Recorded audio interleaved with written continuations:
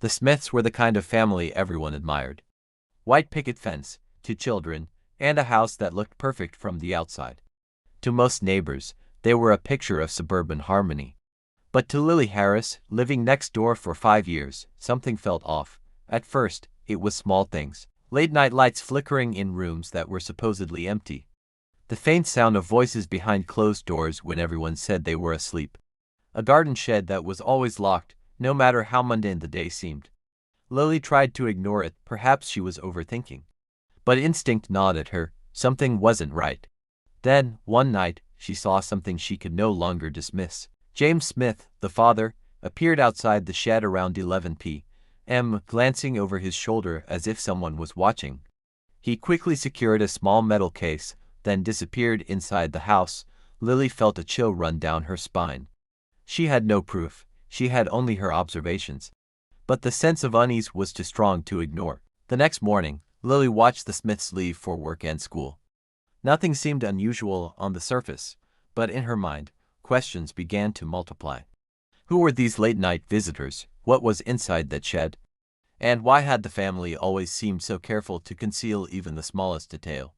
The mystery had begun, and Lily was about to find herself at the center of it. Detective Miller stared at the sprawling Blackwood estate, its Gothic spires like skeletal fingers clawing at the overcast sky. It was a place that held its breath and its secrets. The case was simple on paper, a missing heir, Julian Blackwood.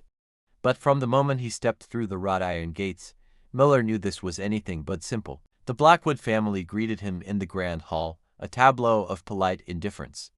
Matriarch Eleanor, with eyes that held a century of unspoken stories.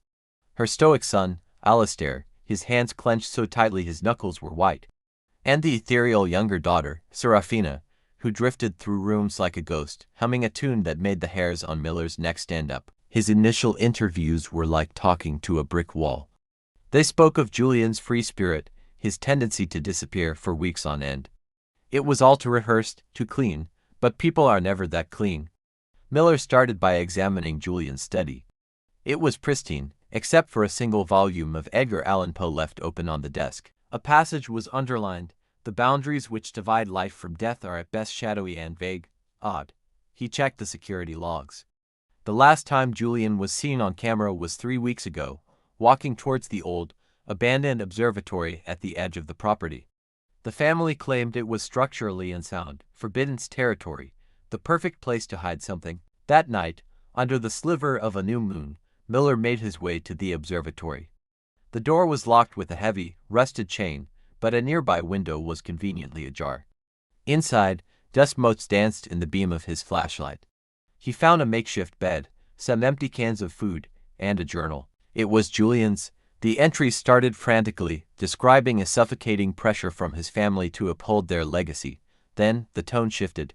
He wrote about a discovery, a celestial truth he'd found within the observatory, something his family had tried to suppress for generations. The last entry was chilling. They know I've found it. They won't let me leave. The stars are not what they seem. The next morning, Miller confronted the family with the journal. Eleanor's composure finally cracked, she confessed. The Blackwoods weren't just a wealthy family, they were custodians. For centuries, they had guarded a secret hidden within the observatory, not a treasure, but a phenomenon, a localized temporal anomaly, a ripple in time that their ancestors had learned to observe and fear. Julian hadn't just discovered it. He tried to enter it. They hadn't harmed him. They had tried to protect him, and the world, from the consequences. They believed he was lost, consumed by the anomaly. Miller wasn't buying it. A time anomaly. It sounded like a fairy tale designed to cover up a murder. He returned to the observatory, this time with a forensic team. As they combed the area, Miller noticed strange scorch marks on the floor around the base of the main telescope, forming a perfect circle. And tucked inside a loose floorboard, he found a small, intricate key, one that didn't match any lock in the estate. He also found faint traces of a chemical compound, one used in advanced laser technology.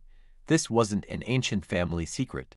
This was something modern, something scientific. His investigation took a sharp turn. He dug into the Blackwood family's finances and discovered massive, covert payments to a fringe science organization known for its research into quantum physics. The pieces started clicking into place. Julian wasn't a victim of some supernatural force. He was an active participant in an experiment.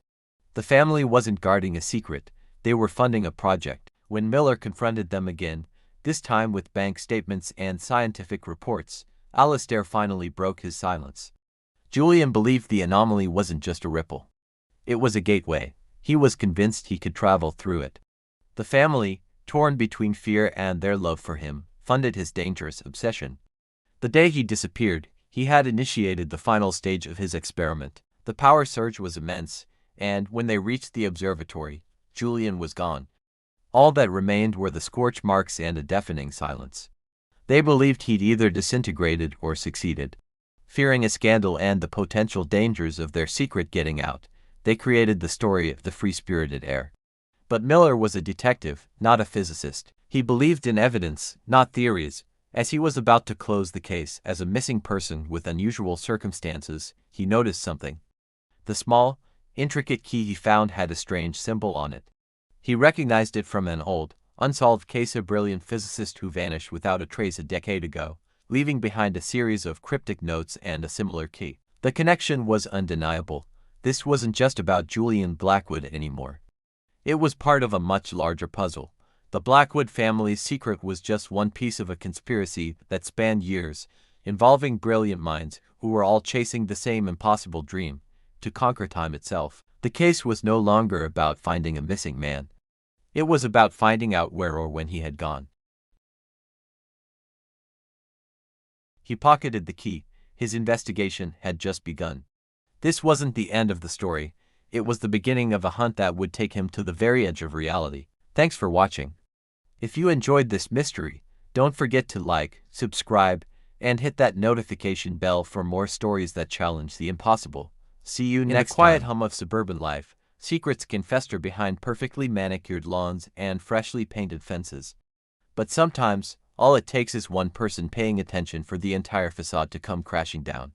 This is the story of the Smith family and the shocking truth that lay hidden in plain sight. For months, the Smith family had been the subject of whispers and sidelong glances. Their neighbor, Lily Harris, was the first to notice that something was deeply wrong. It started with small things: strange visitors arriving under the cover of darkness, hushed and urgent conversations in the driveway, and deliveries of oddly shaped packages at all hours. Individually, these were just quirks, but together, they painted a picture of something much more sinister. Detective Carter, assigned to the case, initially found himself hitting a wall. The Smiths, Emma and James, were pillars of the community. They were charming, cooperative, and had an answer for everything. Their statements were polished, their smiles unwavering. But Carter, a seasoned investigator, knew that the most perfect surfaces often hide the deepest cracks. He started digging, meticulously following the threads Lily Harris had provided.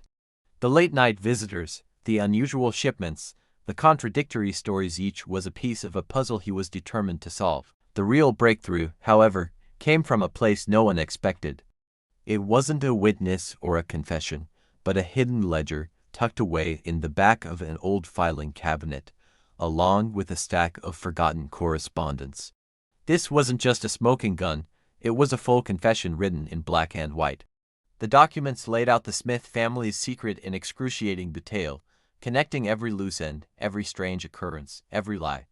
The puzzle wasn't just solved, it was complete. What had seemed like random, strange behaviors now revealed themselves as a deliberate, calculated pattern of concealment. The late-night meetings weren't friendly get-togethers. The shipments weren't innocent online orders. Every action was a carefully orchestrated move to maintain their secret. Armed with this undeniable proof, Detective Carter confronted Emma and James Smith. The scene was electric. The weight of the truth, laid bare in the ledger and letters, was suffocating. For the first time, the cracks in their carefully constructed facade didn't just show. They shattered. The practiced smiles vanished, replaced by the stark reality of being caught. There was nowhere left to hide. The case quickly moved to the courtroom, and the town was captivated. The story had everything: a seemingly perfect family, a persistent neighbor, and a dark secret.